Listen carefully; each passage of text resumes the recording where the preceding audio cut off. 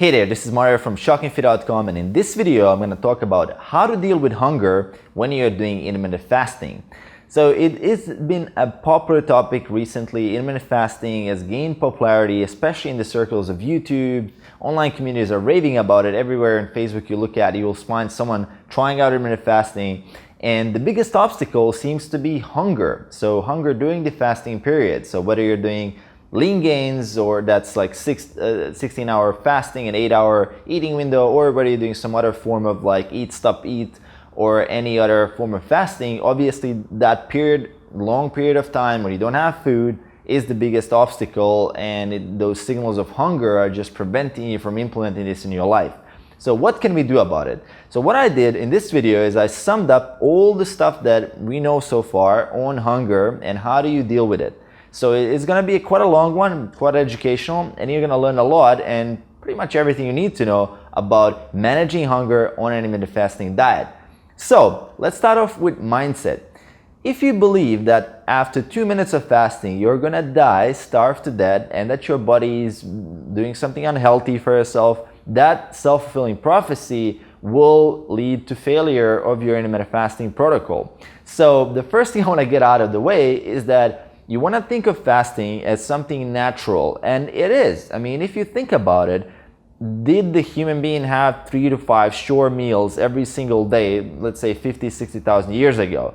Obviously no. I mean, if you're out in the wild, there's no guarantee that you're going to have any food. So our body is quite good at adapting itself to the periods when you don't have a lot of food nearby. And it's completely natural. And intermittent fasting, actually, I think the idea that it came to be is from the fact that we are not meant to be eating 6-7 meals a day. You know, that's something where I came from when I discovered intermittent fasting. I was in that traditional bodybuilding kind of thing. Like, you have to eat your breakfast, and then every 2-3 hours you have to spike up your metabolism. And all those myths have been debunked by science. So intermittent fasting is probably the most natural thing we know now, that is the closest to what our genetics are evolved for doing, right? So it's completely natural. So you're not gonna die, you're not gonna starve, and that's the first thing you wanna have, is wipe out that mindset where it's telling you, okay, this is unhealthy, this is bad for you, right? So once you kind of get that out of the way, there's one cool study on this topic that I've actually found, is that they tested this in Scotland. So they had a guy, a 27-year-old, who did fasting for 382 days in a row. So that's 382 days in a row without food. So it was a very controlled study. Don't worry, the guy didn't die. Actually, his health improved a lot. So in that process, I think he started at about 400 or something pounds, and in that process of fasting for 382 days, this guy lost 275 pounds. And the only thing he had throughout that period was daily multivitamins and daily multi-mineral supplement that he was given, and a lot of water that the doctors were kind of controlling it. And it was a very controlled study, as I said again. Nothing bad happened. Actually, he changed his life completely, and he didn't regain any of the weight back. So if that's not convincing enough for you, I mean, then what is? In this video, I'm not saying that you need to fast 382 days or even anything crazy. So that is just one topic, one proof that I found during my research that pretty much points out that fasting is completely natural and our body can handle it and it can adapt to it. So now that we know about it, I mean, looking at the modern times, I mean, we're hungry all the fucking time. So why are we hungry all the time? So there's so much food, but we're still goddamn hungry. So what's going on? So let's look at a little bit the difference between mental hunger and actual body signals that are coming from your body, that it's telling you, okay, you're hungry now, versus just your mind saying, oh yeah, it's time to eat food. So they actually did a study at Columbia and Rockefeller community. I think it was, yeah, they did a combined study, and what they found is that the food that you consume is simply a habit, and it's a part of your daily routine that is linked to your circadian rhythm. So what this means is that your body is trained to eat at a particular time of the day. So you're training your body, whether it's supposed to eat 2 times or 6 times a day, it's all basically a habit that you've trained yourself into. So it's not something that you're experiencing like a true need when it comes to like from starvation mode or something like that. It's more like a learned habit.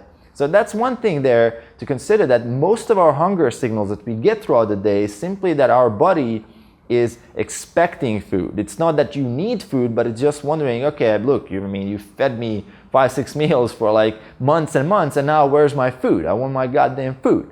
So that's basically what's happening.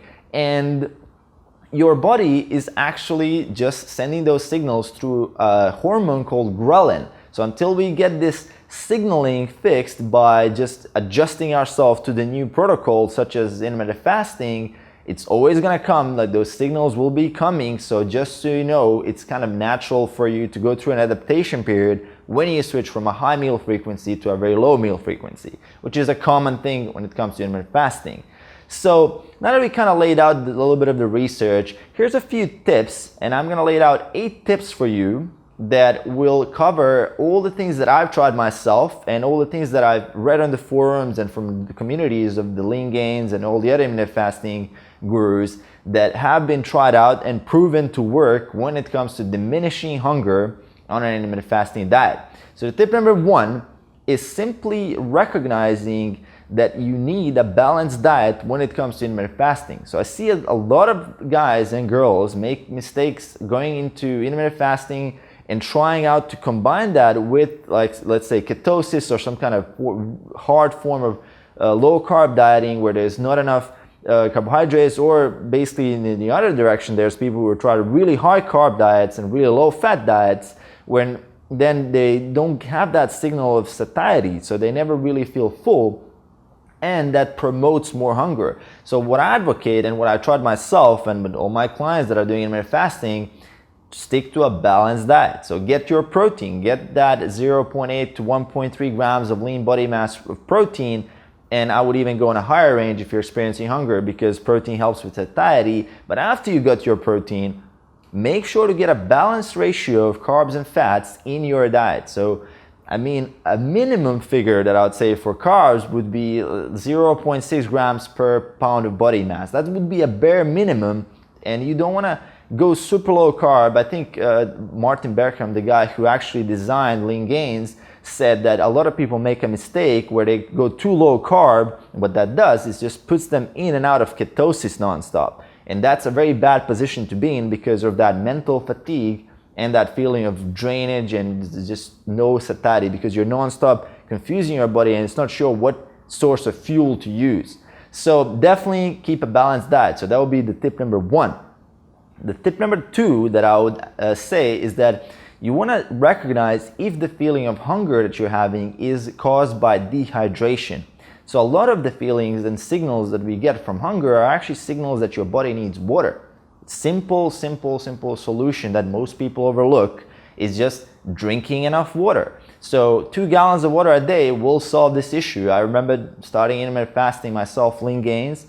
I was definitely keeping an eye on water intake, and that was the main thing that got me through those periods of that 8-hour, between that 8-hour eating window, I was like 16 hours of fast, where you have to drink a lot of water to keep yourself full. And it also helps you diminish that feeling of hunger. So that's one thing. So don't confuse hunger with dehydration. Every morning you wake up, replenish water reserves, drink water, because you do dehydrate just through ventilation, just through breathing during your sleep. So the tip number 3 would be, now that you got your water handled, is you can rely on caffeinated drinks such as coffee or green tea to help you plow through that period of hunger and through that period of just not having food. So coffee, green tea works amazing, and I'm a big proponent of green tea, so I drank about 3 to 4 cups a day. Today I try to do 2-3 cups a day of green tea, and it's really sustainable, and it has massive health benefits, not just for intermittent fasting and curing your hunger, but in general for overall well-being, and it helps you burn a little bit extra fat, so it's always good. I would go as far as actually say that you want to seek out the best and like the most delicious herbal teas that you like personally, and you go online, go in your local shops, try it out. Order a few, like a dozen different kinds of teas and see which ones are best for you. Which ones do you enjoy the most? I remember having chocolate tea, coconut tea, and all these sorts of teas. They're all 0 calories, obviously, because we don't add anything to them, and they do help you plow through that period. So that would be tip number 3. So tip number 4 would be something I haven't done much myself, but I read a lot of forums and a lot of communities that are saying that diet soda and sugar-free gum and flavored water help a lot with dealing with hunger. And I would say it does make sense, right? And they do have caffeine as well, so be careful when you combine coffee with diet soda like Coke Zero or Pepsi Max, I think it's the equivalent from Pepsi, is that they do have a lot of caffeine. So you want to be careful with that, how much of those you combine, so you don't go over too much on your caffeine. It's going to make you anxious, sleep deprived, and has all sorts of like negative effects in general in your life. So you want to be careful a little bit with that amount of caffeine, but as I said, diet soda, sugarless gums, and flavored water definitely help. I mean, the study and the research so far on the artificial sweetener says that it's not harmful for your health, so you don't have to worry about that. I mean, I personally am not a really big fan of it. I mean, I try to always obey the rule of moderation. So a little bit of it, it's fine. It's definitely still up for debate. I mean, the long-term studies haven't come in yet, but as far as the research so far points out that it's not that bad.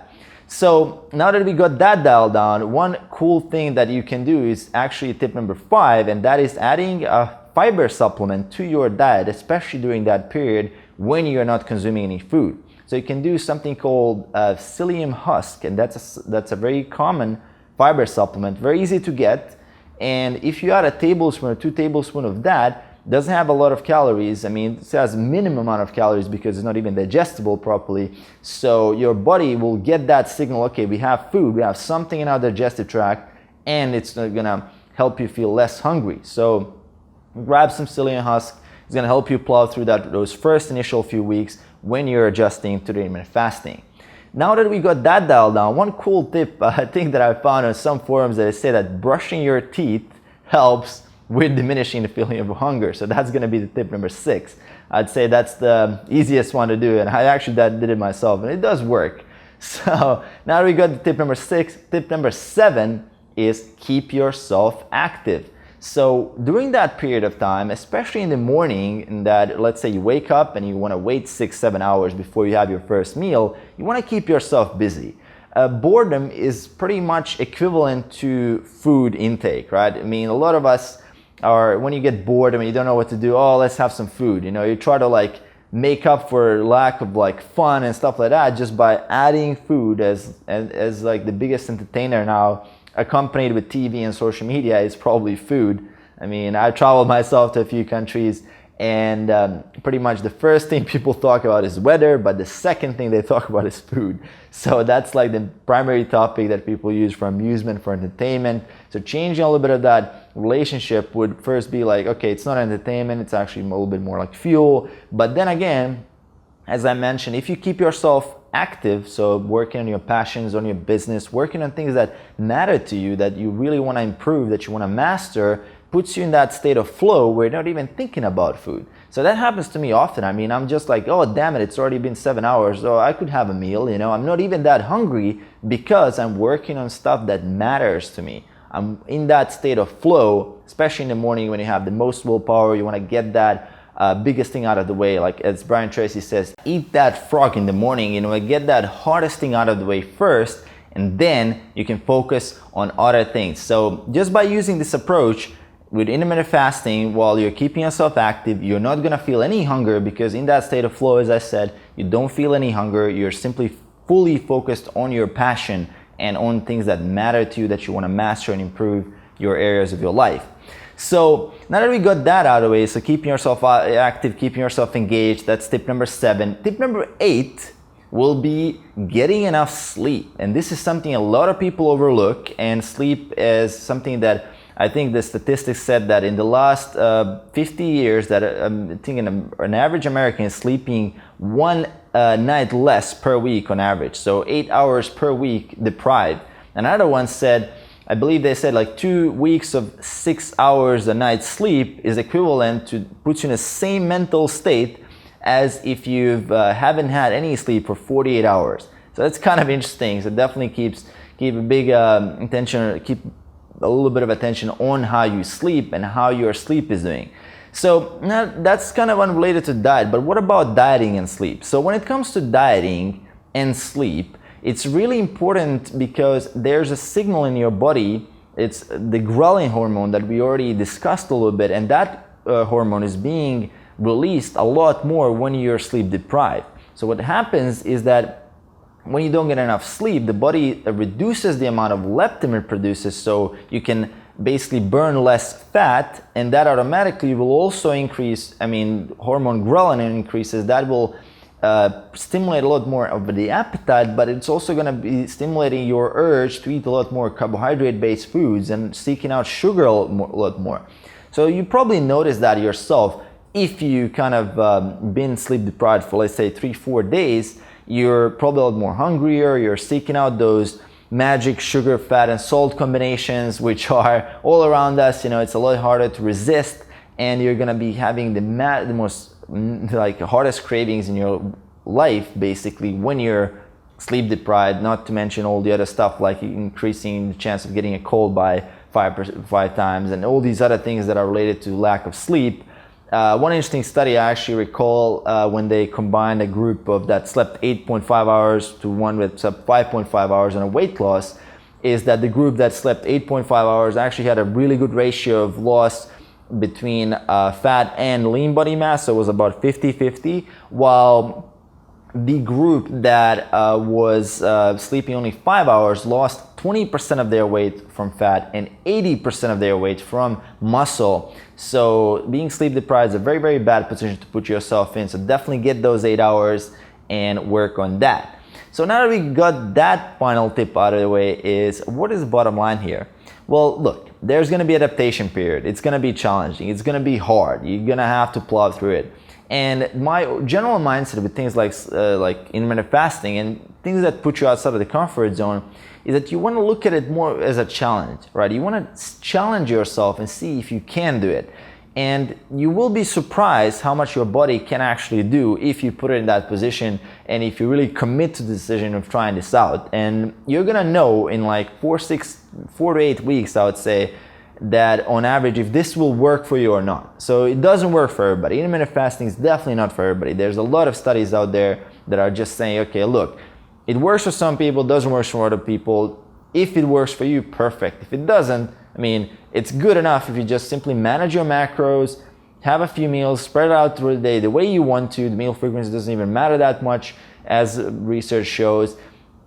And if you keep a balanced ratio, as I said in the first tip of this video, is you keep a balanced ratio of your fat, carbs, and your protein throughout the day, which is the most key ingredient, you will have all your results when it comes to fat loss, muscle gain, building strength, and all those good things that we want. So definitely, balanced diet beats everything. Intermittent fasting is a cool thing. If it works for you, try it out, challenge yourself, give it a few weeks. Don't give up after the first week. And definitely you're gonna feel that hunger, anticipate that. But we're using these tips in this video is something that will help you out. And I'm curious about how do you deal with hunger if you've done intermittent fasting, if you've done any diet basically. What are some of the tips? Maybe I missed something in my research, so leave them in comments below. I'm curious. Let's share some ideas. Let's talk about this and see what we can come up with. If you have friends who are trying intermittent fasting, definitely link them this video, share it with them, because they will get a lot of value out of it, as hunger is the biggest problem, and I hope it will help them on their journey and help you as well. And if you enjoyed this video, click subscribe on the button below to get more informative videos like these. Join the community and let's have some fun. Besides that, thanks for watching the video, and I'll see you in the next one. Peace.